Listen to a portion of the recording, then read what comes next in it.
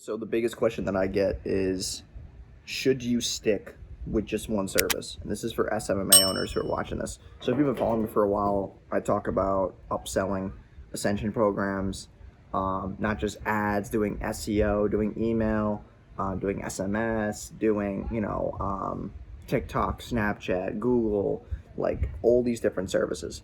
And if you're just starting out, you need to be only selling one service, because the way that we're able to sell so many services is just through time. If I sell all these services all at once, it's too overwhelming to the business owner, even though, yes, you might think like more is better. That's not actually the case. And it's actually a lot for the business owner to take in. So if I just go to them and say, hey, we'll do this, obviously you have to charge more. So off the rip, the point of entry is obviously, more expensive. So that's also more friction. Can you get the right clients though with all those services? Of course you can. But also you do the right fulfillment, SOPs, and things in place for you to do so. So that's why when clients come in our ecosystem, we always just say like, hey, like right now we're just going to start with Facebook and IG ads. We're going to scale, we're going to optimize, we're going to find out what's working. Then we'll go to Google, right? We'll set up your Google shopping. We'll get your retargeting running, all that. And then once that's done, then we're moving to TikTok. Then we're moving to, YouTube. And also with Google too, we can run cold traffic, search intent, dynamic search, display ads with the creatives that we already made from Facebook and IG, just repositioning them and like obviously fixing the size, so that they can run on Google display. And then, obviously once the business owner is acquiring leads or getting sales, maybe it's a seasoned business owner, not just someone starting out. Then we say, hey, you got 3,000, 4,000, 5,000 emails. Now it makes sense to do email marketing. And then you can bundle in their package to where it's like very, very reasonable. That's how we just recently took a client from paying $1,500 a month all the way up to $7,500 a month. And it only took us about 5 to 6 months to get there. So the ascension, the LTV is now higher. And the thing too to understand is that $1,500 for 4 to 6 months, then she went to like email, which was like month 3. So then it was like $2,750. And then from $2,750, then we did Google. And then now we're doing TikTok. And like, and then she was at like 5 something. And then we did SEO, which was another $2,000. So then, we brought her up to $7,500. Now that the client's in the $7,500 a month package, it's hard for them to leave. They're not just going to like pack up their shit and go. Now that LTV is higher, she's paid me well over $40,000 now because we've kept her in this package. And that LTV to me on a 12-month basis might be close to, $55,000 to $60,000.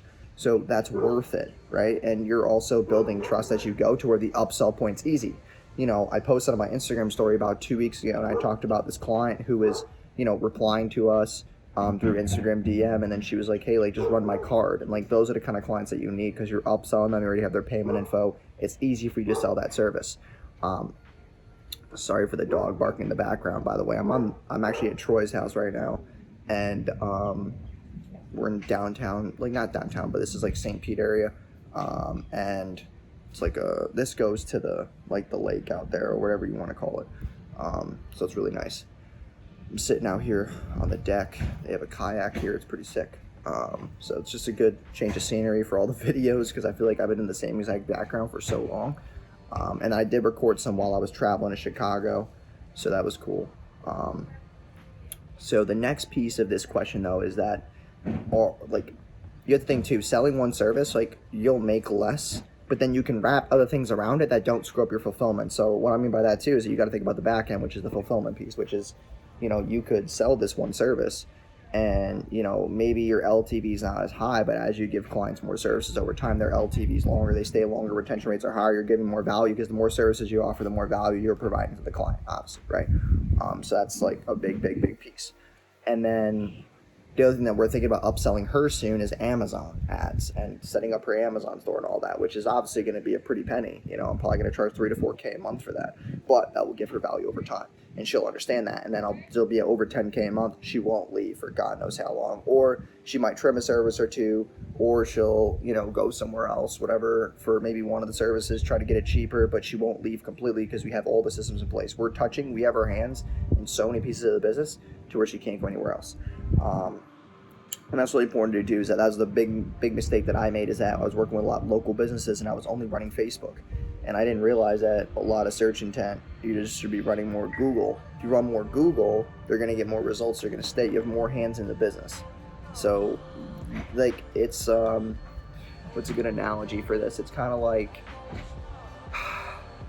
you picking up all your friends in your car, right? Maybe you have a sedan, right? You put all your friends in the car. You can fit 5 people in a sedan, including yourself.